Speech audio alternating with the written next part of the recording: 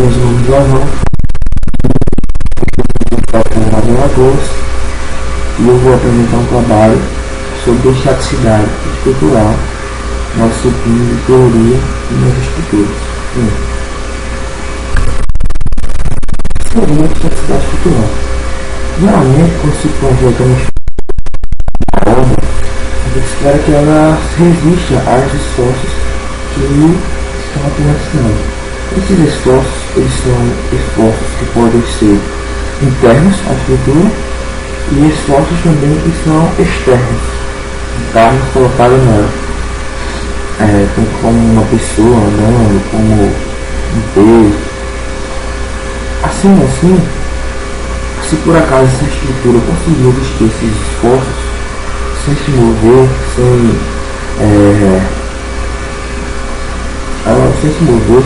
ficar torta, ela vai atingir a estaticidade, ela se mantém reta.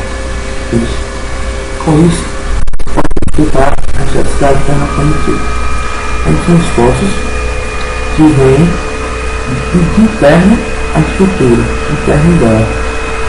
Podemos classificar esses esforços como as tensões, que são esforços internos que descrevem interações entre as partículas, e os esforços solicitantes, que são resultantes de forças e momentos que descrevem a interação no plano da seção transversal. Ou seja, se pegarmos um plano, uma seção transversal de uma vila, por exemplo, a gente vai observar que existem esforços solicitantes atuando naquele local e podemos calcular como a gente calcula exatamente também na disciplina de teoria da estrutura.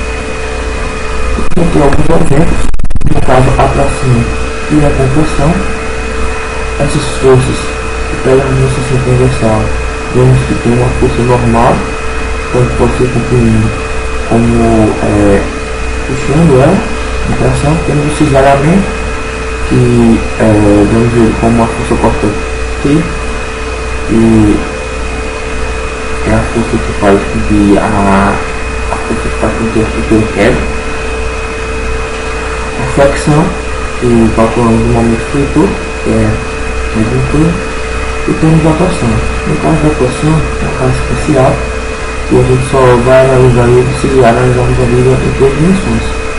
Na atuação ele vai dar uma rotação em torno do fecho da própria vida, no caso. E também a estaticidade externa. O que são essas estaticidades externas? São esforços externos à estrutura que atuam nela, onde a mesma deve ser projetada para suportar esses esforços, e esses esforços eles são basicamente divididos em dois tipos. Os esforços externos ativos, que são o quê? São carregamentos que são colocados em cima da estrutura, porque esses carregamentos a gente pode pensar assim como um peso que vai ser colocado, até uma pessoa andando, um equipamento que vai ser colocado naquela estrutura. Esse carregamento ele vai fazer uma força nessa estrutura e vai manter a sua estaticidade, vai ser considerado. E também tem os esforços externos reativos, que são as reações contrárias a esses carregamentos, esses externos ativos. Então, se coloca um peso em cima da estrutura, onde essa estrutura tem apoiado, ela vai ter reações contrárias para segurar esse peso, e esses são os esforços externos reativos. Vou fazer um exemplo aqui, que faz tudo isso. Eu vou ter aqui uma viga biapoiada por dois apoios fixos, e eu vou colocar em cima dela um peso de 10 kg. Aí eu vou saber o que? Esse peso de 10 kg é uma força para baixo, onde ali eu vou ter duas forças acima. Essas forças para cima, elas são as reações, que vão se chamar um ponto de A e outro B, reação A e reação B. Então eu vou ter essa viga de 10 metros, e que esse peso está exatamente no centro de massa dela. ou seja, ele vai gerar uma força de 98 newtons, exatamente no centro de massa dessa viga. Fazendo aqui uns cálculos simples, eu vou analisar como vão acontecer essas reações A e essa reação B. Eu fiz aqui o somatório dos momentos, que vai ser igual a zero, e admitindo que essa viga está estática. Então eu vou ter na reação A, que vai estar na posição zero, então vai ser a RA vezes zero, menos 98 newtons vezes 5 kg, vezes 5, que é a distância até o centro de massa, já que ele está bem no meio da viga, e a reação B vezes 10. Dividindo isso tudo aí por 5, eu vou ter que 98 dividido por 2 vai ser igual a reação B, vai ser igual a 49 newtons. Eu tendo a reação B, eu já posso calcular pelo somatório das forças em Y, que como também eu estou admitindo que essa estrutura é estática, vai ser zero, então eu vou ter a reação A menos 98 mais 49, e também vai dar 49, ou seja, se eu aplicar uma força exatamente no centro de massa, de uma viga ali apoiada, ela vai ser dividida igualmente entre os apoios. Aqui eu vou ter uma reação ativa e aqui eu vou ter reações reativas.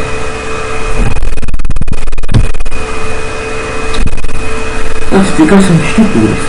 As estruturas elas podem ser classificadas basicamente em três tipos, que são as estruturas hipostáticas, estruturas isostáticas e estruturas hiperostáticas.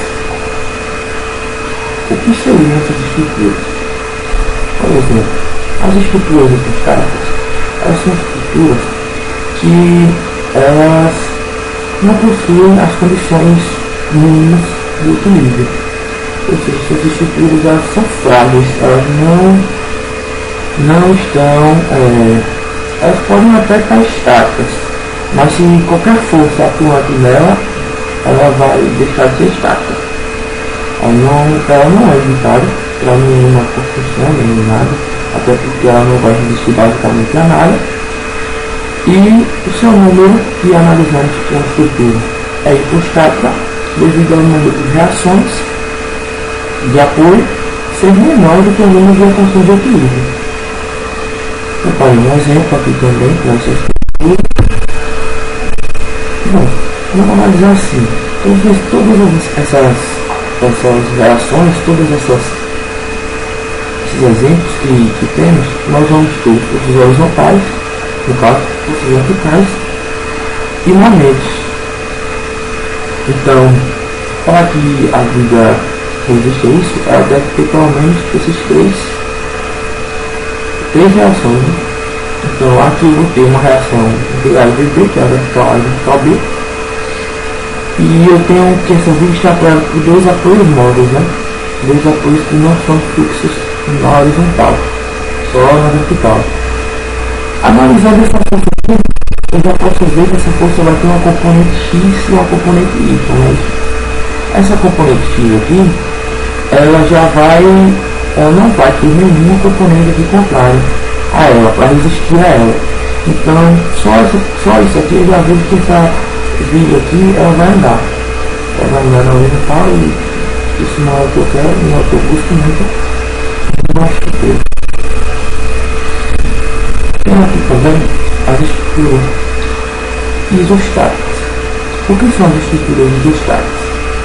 São aquelas estruturas que elas apresentam as mesmas condições de equilíbrio estático. Ou seja, elas são estruturas que estão podem ser usadas, só que elas não estão preparadas para nenhuma carga extra, para nenhuma situação adversa. Eu posso, por exemplo, se eu tirar qualquer um dos apoios dessa estrutura, a reação dela, ela vai comprometer totalmente essa estrutura. Ela não está preparada para perder nenhum dos seus apoios. Eu tenho uma estrutura isostática quando o número de reações que eu tenho é igual ao número de equações de equilíbrio. Então, eu vou fazer um exemplo Nesse caso, eu tenho aqui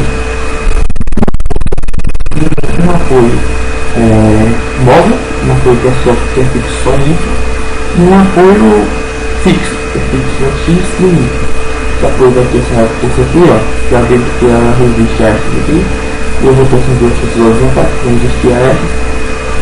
Então eu já sei que aqui ela pode manter a elasticidade, porque também que ela tem aquele negócio das reações e das equações, eu vou ter 3 reações de apoio e 3 equações de equilíbrio.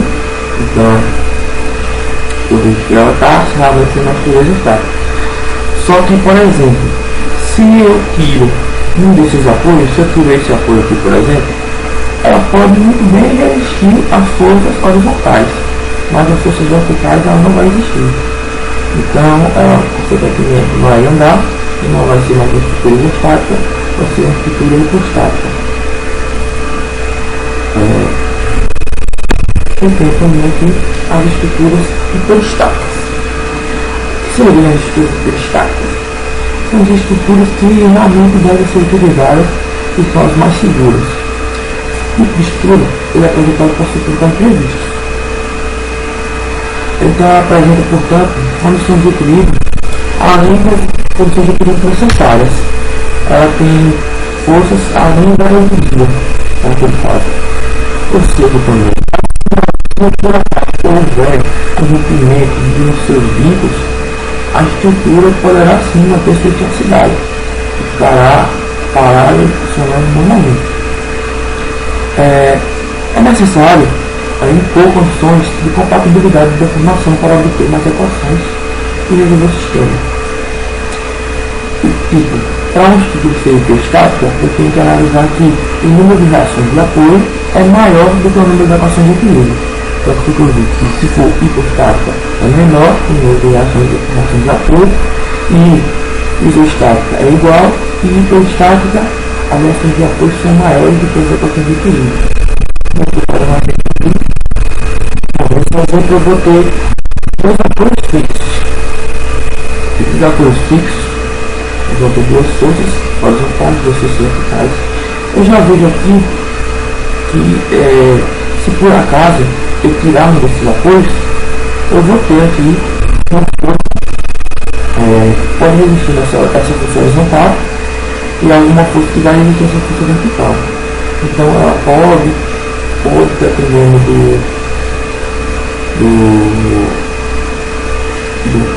do modo que essas forças vão se comportar, até resistir essa estrutura. Eu vou ter 4 reações de apoio aí, DA, que é a vertical A, HA horizontal A, VB, que é a vertical B, HB, que é a horizontal B. E eu vou ter as 3 equações de equilíbrio, o somatório das forças horizontais, o somatório das forças verticais e o somatório dos momentos, que vai ser igual a 0 em todos os casos. Analisando aqui, eu vejo que eu pode comer um exemplo. O que é que eu poderia dizer desse exemplo aqui? Eu poderia dizer que ele vai ter 2 apoios fixos aqui, ou seja, esse aqui pode ser considerado uma hiperestática. Eu vou ter uma carga concentrada de 20 km por metro aqui. O que seria essa carga concentrada? Seria uma força externa aqui realmente. Então, fazendo cálculos aqui, por exemplo, eu posso ver que essa força aqui externa ela vai estar atuando durante, ela tem 20 km por metro, como ela tem uma distância de 4 metros, então eu vou ter uma força de 80 km que vai atuar exatamente aqui no meio desses 4 metros, que está em 2, em 4 contando daqui para cá. Aí eu vou ter uma reação A, uma reação B, e essa força aqui, que é 80 km, que é atuando aqui nesse caso. Tendo essa reação aqui vai ser no caso de uma força externa reativa, então duas forças aqui na força externa ativa,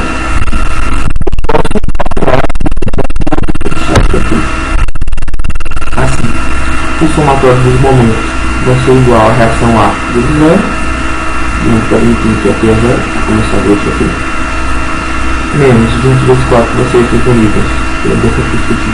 mesma posição, que é 4, mais a reação B vezes 8, que é pelo menos 7. Então, eu vou achar que a reação B vai ser igual a 40 km.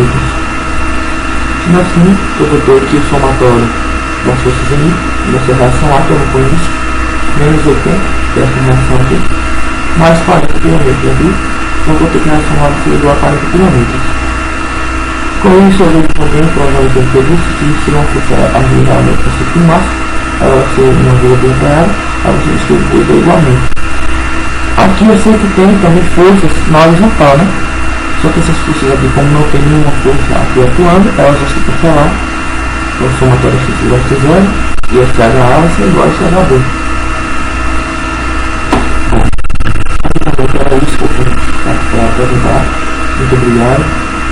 Até a próxima.